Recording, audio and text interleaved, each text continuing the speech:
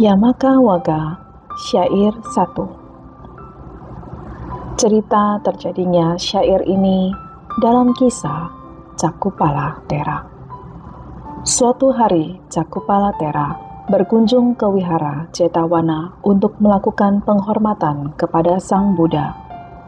Malamnya, saat melakukan meditasi jalan kaki, Sang Thera tanpa sengaja menginjak banyak serangga sehingga mati.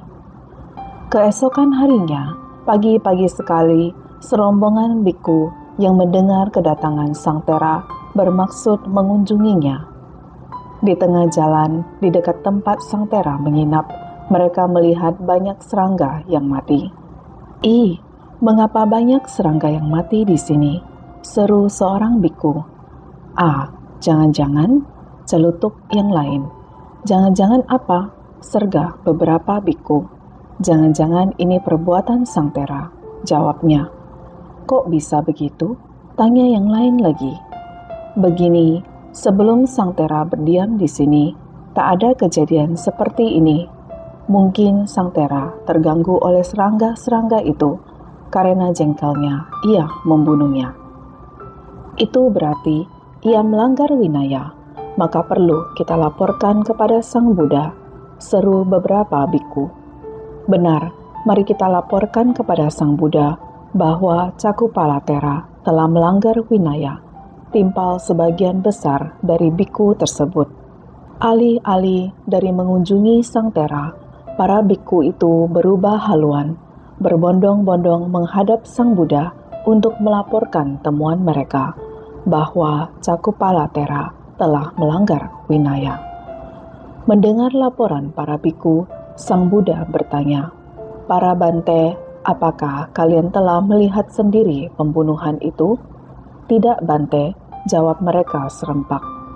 Sang Buddha kemudian menjawab, "Kalian tidak melihatnya. Demikian pula Cakupala Thera juga tidak melihat serangga-serangga itu, karena matanya buta. Selain itu, Cakupala Thera telah mencapai kesucian arahat. Ia telah tidak mempunyai kehendak untuk membunuh. Bagaimana seorang yang telah mencapai arahat tetapi matanya buta?" tanya beberapa biku. Maka Sang Buddha menceritakan kisah di bawah ini. Pada kehidupan lampau, Cakupala pernah terlahir sebagai seorang tabib yang handal. Suatu ketika, datang seorang wanita miskin. "Tuan, tolong sembuhkanlah penyakit mata saya ini. Karena miskin, saya tak bisa membayar pertolongan Tuan dengan uang. Tetapi apabila sembuh, saya berjanji dengan anak-anak saya akan menjadi pembantu Tuan," pinta wanita itu. Permintaan itu disanggupi oleh sang tabib. Perlahan-lahan, penyakit mata yang parah itu mulai sembuh. Sebaliknya, wanita itu menjadi ketakutan. Apabila penyakit matanya sembuh, ia dan anak-anaknya akan terikat menjadi pembantu tabib itu.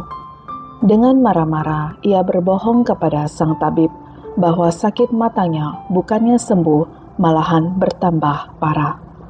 Setelah diperiksa dengan cermat, sang tabib tahu bahwa wanita miskin itu telah berbohong kepadanya.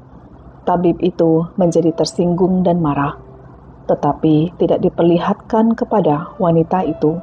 "Oh, kalau begitu akan kuganti obatmu," demikian jawabnya.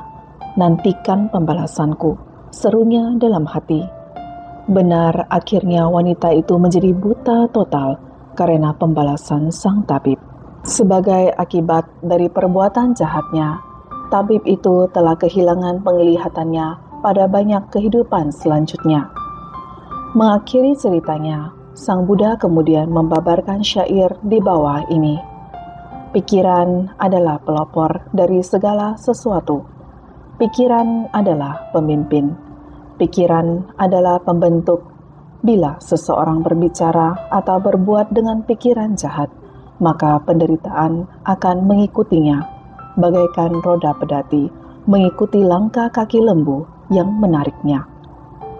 Pada saat khotbah Dhamma itu berakhir, di antara para biku yang hadir, ada yang terbuka mata batinnya dan mencapai tingkat kesucian arahat dengan mempunyai kemampuan batin analitis, pandangan terang, atau pati sambida.